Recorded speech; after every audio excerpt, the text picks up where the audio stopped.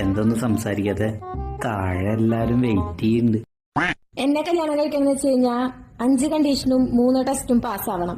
5ഉം 3ഉം 8. 8 ജയിച്ചാ കെട്ട്. Condition number 1, ഞാൻ എനിക്ക് ഇഷ്ടമുള്ള ഡ്രസ് ഇടും. അതിനെപ്പറ്റി താൻ ചോദിക്കാനേ പാടില്ല. കണ്ടീഷൻ നമ്പർ 2, ദിവസവും ഫോണിൽ ഇങ്ങനെ ചറപറാന്ന് പിടിച്ചോണ്ടേ ഇരിക്കരുത്. കണ്ടീഷൻ നമ്പർ 3, നമുക്ക് കുട്ടികൾ ഉണ്ടാവുകയാണെങ്കിൽ ആ കുട്ടീനെ താൻ നോക്കണം. കണ്ടീഷൻ നമ്പർ 4, വീട്ടിൽ ഞാൻ പാചകമേ ചെയ്യില്ല, അതും താൻ ചെയ്യണം. നമ്പർ 5, ഞാൻ എന്റെ ഫ്രണ്ട്സിന്റെ ഒപ്പം ഏത് നേരത്തെ വേണമെങ്കിലും പുറത്തു പോകും. അത് താൻ ചോദിക്കാനേ പാടില്ല. ഇത്രയും കണ്ടീഷനൊക്കെ ഓക്കെ ആണെങ്കിൽ ഈ അഗ്രിമെന്റിൽ ഒപ്പിട്ടിട്ട് അടുത്ത ടെസ്റ്റിന് റെഡി ആയിക്കോ.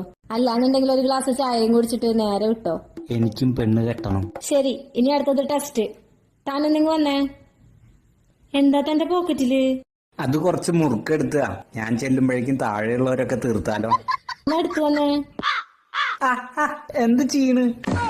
1-2 മുടിയെ കഴിയണല്ലോ, അപ്പൊ പെട്ടെന്നൊന്നും കഷന്റെ ആവില്ല. ചില്ലറ പൈസ എങ്ങനെ കയ്യിലുണ്ടോ? അതെടുത്തൊന്ന് താഴെട്ടെ. അതൊന്ന് ഇനി കുനിഞ്ഞെടുത്തേ. അപ്പൊ നടുവിന് പ്രശ്നമൊന്നുമില്ല. ഇനി ലാസ്റ്റ് ടെസ്റ്റ്.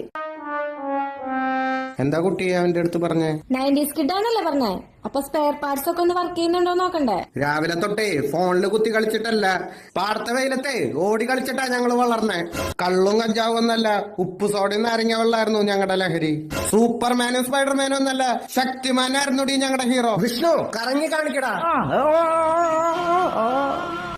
ഷുഗറിന്റെ മരുന്ന് അമ്മയുടെ ബാഗിലുണ്ട്, ആരെങ്കിലും ഒന്ന് എടുത്തിട്ട് വരണേ. തനിയെ